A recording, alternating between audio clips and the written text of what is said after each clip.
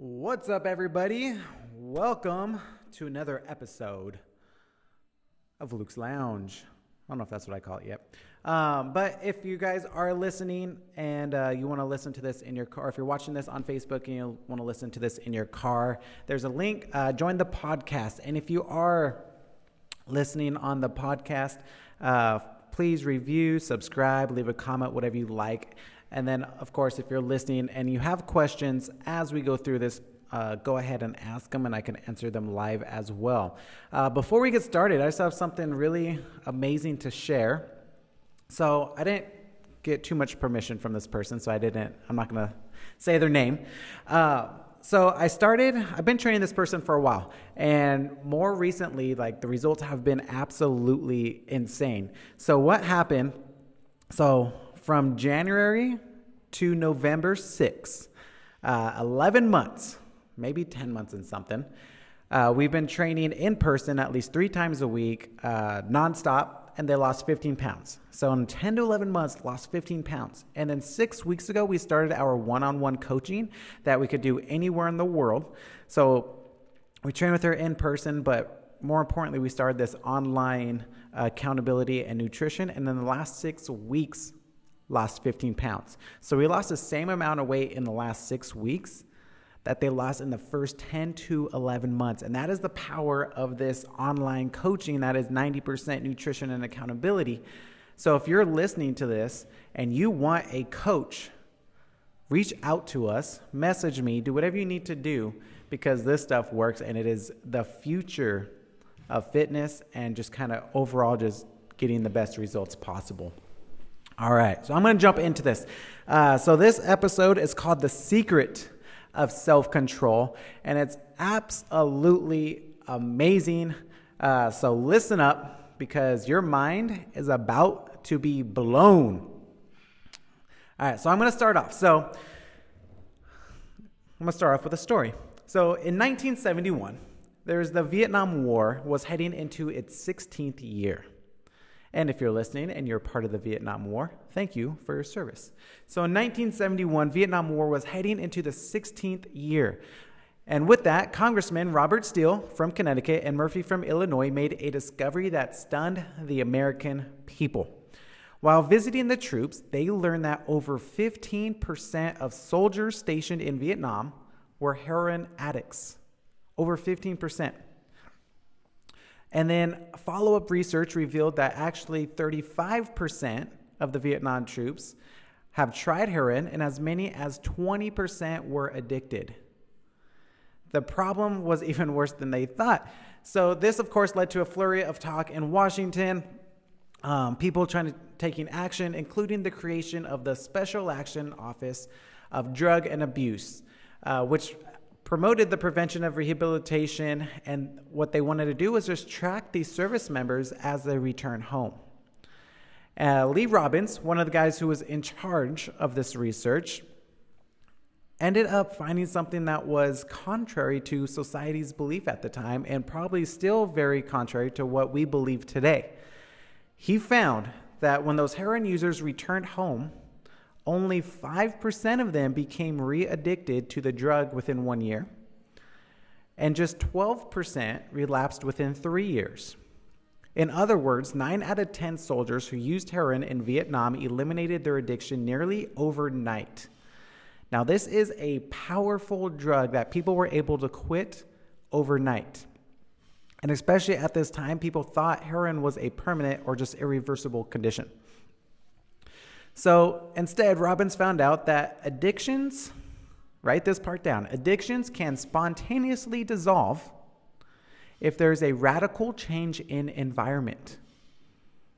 Addictions can spontaneously dissolve if there's a radical change in their environment.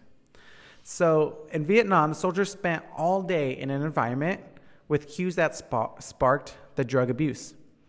They had easy access. They were engulfed in stress over the war, build friendships with other soldiers who were addicted. Plus, they were just thousands of miles from home. But once that soldier returned from home, they were then in an environment that was void of all those triggers. right? They weren't around the same type of people. They didn't have the stress of the war. There was not easy access. So when the context changed, so did the habit. Now, if you compare this to a regular drug user of heroin right now, of this time, someone who usually goes to the clinic, what happens? They go to the clinic, and the reason for that is to avoid all the environment stimuli that prompts their habit, and then returns home to their old neighborhood with all the previous cues that caused them to get addicted in the first place. So it's no wonder why we tend to see numbers that are the exact opposite from those of the Vietnam War. Typically, 90% of heroin users become re-addicted when they return home. 90%. When it was the exact opposite from the Vietnam people who returned home. Same drug, same use, different outcome. So how does this tie in to our results? If you've been overweight for a long time, maybe your whole life, it may have been told because you lack self-control. Some of us have even been told that like we're just a bad person and that's why it happens. Hopefully that's not you. But what our society teaches us is we just need more self-control to get a different result. That is just not true. They researched this. Recent research, when scientists analyze people who tend to have more self-control, it turns out that those individuals aren't all that different from those who are struggling. Instead, those people don't have more self-control. They're just better at structuring their lives that doesn't need the power to have self-control. Meaning they spend less time in tempting situations. Those who have seen the best self-control just have to use it least. So how do you overcome this, right? The first thing is just to know that self-control, that's a short-term fix. It's not a long-term fix. Those who have the best self-control just have to use it least. In the long run, we become a product of our environment. So self-control is a short-term fix to overcome temptation. But in the long run, we become a product of our environment. So instead of wishing you were a more disciplined person, just become more strategic on changing your environment. So how do we do this? So for example, if you're trying to, I know one thing I need to do immediately is I watch too much, right before I go to bed, we watch like a television show. And then of course that always turns into one or two. And that's a bad habit because it makes me wake up tired or makes me get up later than I want to. Or just ruins my results because I don't sleep as good. So instead of trying to be disciplined, like I have been trying to do and not watch TV and go to bed earlier, what I need to do is get rid of that cue that's telling me to watch TV, which is the TV itself. So what I need to do is take that TV out of the bedroom. By doing that, I will not put myself in a tempted situation to watch the TV. When I was getting results health-wise, instead of going to the grocery store and putting snacks in my cupboard, I stopped buying snacks.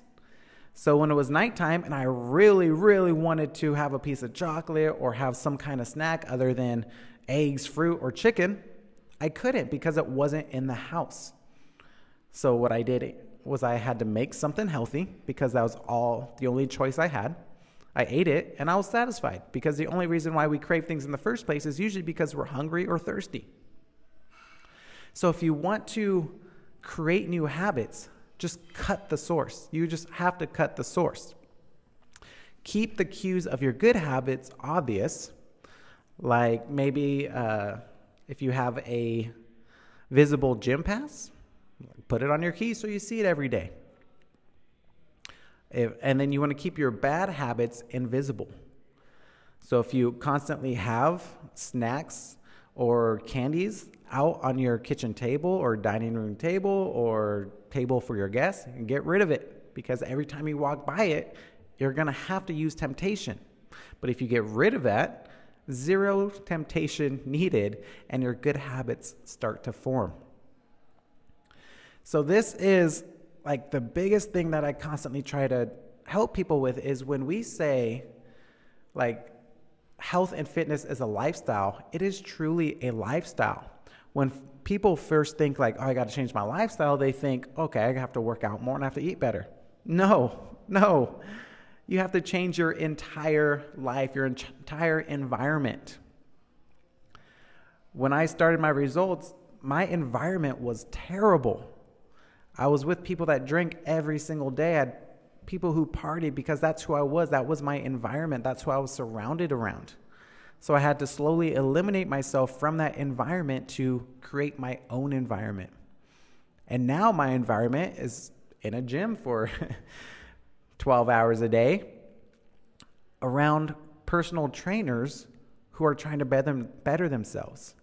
So that is just why it is easier for me now to stay healthy and get good results. It's not because I have more discipline or more self-control than anybody else. It's because my environment allows me to be. And that's the biggest thing I want you to get from this thing is don't focus on the self-control. Don't focus on being more disciplined. Structure your life in a way where you don't have to use self-control and you don't have to use discipline as much. So the whole summary of this is, if you remember from our last talk, like the first cue of creating a habit, or the first law of creating a habit is cue. Like, what cues are you seeing every day that makes you react and do that habit? So the best thing to do is make those cues invisible and keep the good cues right in front of you and make them obvious. People with high self-control tend to spend less time in tempting situations. That is it. It is easier to avoid temptation than to resist it. And lastly, self-control is a short-term fix, not a long one. So if you're listening and you feel like you need more self-control or more discipline, I'm here to help you out and let you know that is not the case. You don't need that. Just learn how to structure your life in a way that you do not need to use it as much as you currently are. And with that, have a wonderful day. Again, don't forget to share, comment, like, subscribe, leave a comment. Let me know what you like, what you don't like, so I can help you out in the future. Have a wonderful day. Bye-bye.